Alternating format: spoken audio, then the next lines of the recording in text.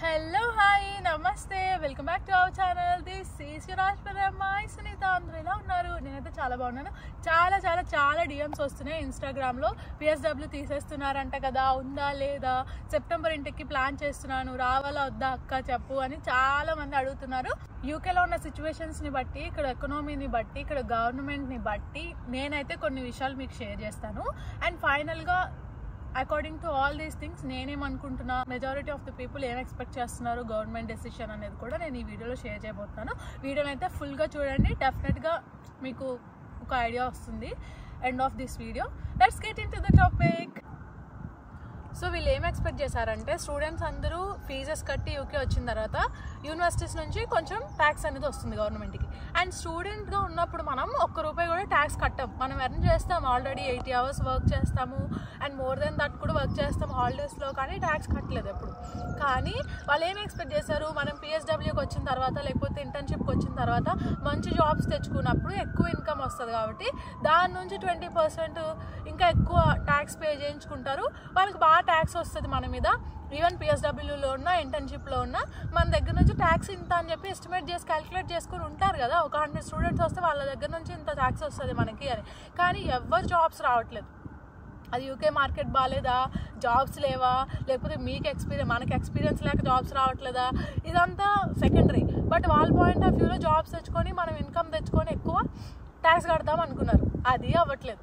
So ఇప్పుడు ఓవరాల్గా వాళ్ళు ఏంటంటే, స్టూడెంట్స్ వచ్చి కాలేజ్ ఫీజెస్ కట్టకుండా సగం దెబ్బేశారు. తర్వాత స్టూడెంట్స్ వచ్చి యూనివర్సిటీస్లో కోర్సెస్ సక్సెస్ఫుల్గా కంప్లీట్ చేయడం మానేసి మధ్యలో ఆపేసి పీజీ డిప్లొమాలు తీసేసుకొని రిప్యుటేషన్ పోయేలాగా కొంచెం దెబ్బేశారు.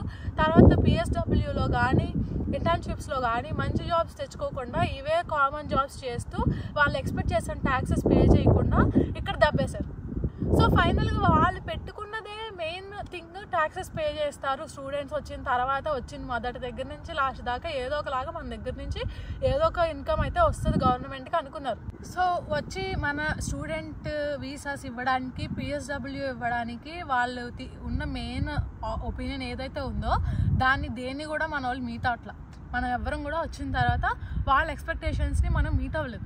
సో ఇప్పుడు వాళ్ళు ఏం చేస్తున్నారంటే, మనం పిఎస్డబ్ల్యూ ఇచ్చింది ఒక దానికోసం, కానీ ఇక్కడ వేరే జరుగుతుంది కాబట్టి వాళ్ళు ఇప్పుడు ఆలోచించుకుంటున్నారు. ఎందుకంటే వాళ్ళు అనుకున్న ఇన్కమ్ మన దగ్గర నుంచి రావట్లేదు, లేదంటే వాళ్ళు అనుకున్న ఏదైతే వాళ్ళు ఎక్స్పెక్టేషన్స్ పెట్టుకున్నారో ఆల్ ది ఇంటర్నేషనల్ స్టూడెంట్స్ మీద అది వాళ్ళకి అవ్వట్లేదు అన్నప్పుడు ఇంకా వాళ్ళు ఫిక్స్ అయ్యారు అనమాట. ఇంకా పిఎస్డబ్ల్యూ తీసేయడం బెటరా, ఎందుకంటే ఇక్కడ పాపులేషన్ ఎక్కువైపోతుంది, ఇక్కడ జనాలు వస్తున్నారు తప్ప జనాలు అయితే కళ్ళకి కనిపిస్తున్నారు కానీ వాళ్ళు ఎక్స్పెక్ట్ చేసిన ఇది ఏమీ రీచ్ అవ్వట్లేదు వాళ్ళు. సో ఇప్పుడు వాళ్ళు అందుకే ఈ క్వశ్చన్ రేస్ చేసుకున్నారనమాట, పిఎస్డబ్ల్యూ ఉంచాలా తీసేయాలా.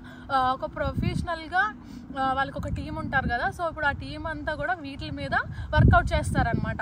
May 14th దాకా కూడా మనకు డెసిషన్ ఇచ్చే లోపల వీళ్ళు ఈ టీం మొత్తం వచ్చిన స్టూడెంట్స్ ఎంతమంది కాలేజ్ ఫీజెస్ కట్టారు, ఎంతమంది కరెక్ట్గా ఇన్ టైంలోనో లేకపోతే సప్లీస్ రాసో మాస్టర్స్ కంప్లీట్ చేశారు, ఎంతమంది కంప్లీట్ చేసిన స్టూడెంట్స్ పిఎస్డబ్ల్యూ వేసుకున్నారు, ఎంతమంది పిఎస్డబ్ల్యూలో జాబ్స్ తెచ్చుకున్నారు, ఇదంతా ఓవరాల్ గ్రౌండ్ వర్క్ చేసి అప్పుడు వాళ్ళకి ఓకే వాళ్ళు సాటిస్ఫై అయ్యారంటే కనుక రిజల్ట్తో వాళ్ళు పిఎస్డబ్ల్యూ ఉంచుతారు, లేదంటే తీసేస్తారు.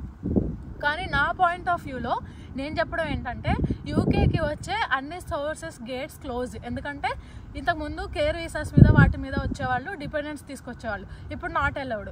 అండ్ స్టూడెంట్ వీసా మీద వచ్చేవాళ్ళు డిపెండెంట్స్ని తీసుకొచ్చేవాళ్ళు, ఇప్పుడు నాట్ అలౌడ్. కాబట్టి కేర్ వీసాస్ మీద వచ్చేవాళ్ళు తగ్గిపోయారు, డిపెండెంట్ వీసా మీద వచ్చేవాళ్ళు స్టూడెంట్స్ తగ్గిపోయారు. సో ఇప్పుడు మినిమం శాలరీ థ్రెషోల్డ్స్ కూడా పెంచేశారు. ఎవరికైనా స్పాన్సర్షిప్ ఇవ్వాలన్నా, ఇంటర్నేషనల్ అవుట్ ఆఫ్ కంట్రీస్ నుంచి ఎవరైనా యూకే రావాలన్నా 26,000 నుంచి 30,000కి చేస్తారు. కాబట్టి ఎవరు స్పాన్సర్షిప్లో వచ్చేవాళ్ళు కానీ, కేర్ వీసాస్ మీద వచ్చేవాళ్ళు కానీ, అండ్ స్టూడెంట్స్ విత్ డిపెండెంట్స్ వచ్చేవాళ్ళు కానీ అందరూ ఆగిపోయారు.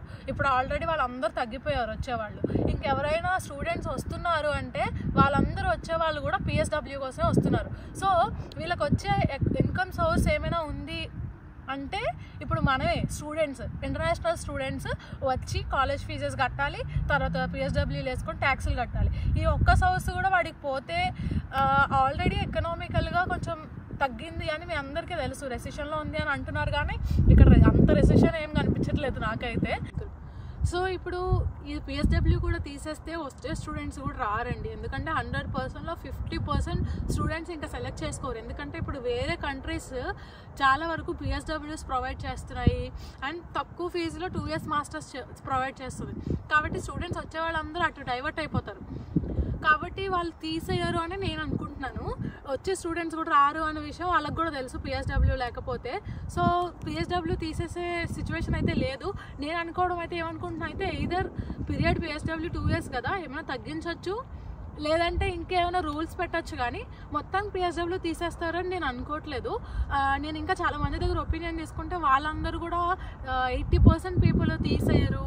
ఎందుకంటే అది ఒకటే సోర్స్ ఉంది కదా ఇప్పుడు ఇమిగ్రెంట్స్కి అండ్ యూకే గవర్నమెంట్కి ట్యాక్సెస్ కానీ ఇన్కమ్ కానీ రావాలన్నా అని చెప్పేసి అన్నారు. సో వాళ్ళందరి ఒపీనియన్స్ని బట్టి అండ్ నేను కూడా అదే ఫీల్ అవుతున్నా, నేనైతే అది చెప్పగలను. అండ్ వన్ మోర్ సజెషన్ ఏంటంటే, ఒకవేళ నిజంగా పిఎస్డబ్ల్యూ తీసేసినా లేదంటే 6 monthsకో 7-8 monthsకో పెట్టినా కూడా యూకే రావడం అయితే వేస్ట్ అండి. ఎందుకంటే ఇప్పుడు యావరేజ్ స్టూడెంట్స్, బిలో యావరేజ్ ఎలా అందరు స్టూడెంట్స్ వచ్చేస్తున్నారు. ఎందుకంటే నో ఎంట్రీ ఎగ్జామ్స్, ఫీజు తక్కువ, ఈజీగా లోన్స్ వచ్చేస్తున్నాయి. వచ్చిన తర్వాత కింద మీద పడి ఏదో ఒకలాగా సింపుల్ కోర్సెస్ తీసుకొని పాస్ అయిపోతున్నారు. కానీ పిఎస్డబ్ల్యూలో జాబులు రాకపోయినా ఆ part time jobs full time కింద చేసుకొని ఆ చాకరీ చేసి డబ్బులు సంపాదించి ఇండియా వెళ్తున్నారు. సో ఇప్పుడు ఆ ఆప్షన్ కూడా లేదు. పిఎస్డబ్ల్యూ తీసేస్తే ఇంకా ఆప్షన్ కూడా ఉండదు. అండ్ తర్వాత తగ్గించినా కూడా వేస్ట్. ఎందుకంటే 2 years మనకి ఇవన్నీ పూడ్చుకోవడానికి సరిపోదు. అలాంటిది ఇప్పుడు తగ్గించాడంటే ఇంకా అసలు వచ్చి ఆ విత్ ఇన్ టైంలో మనమైతే ఏం చేయలేమండి.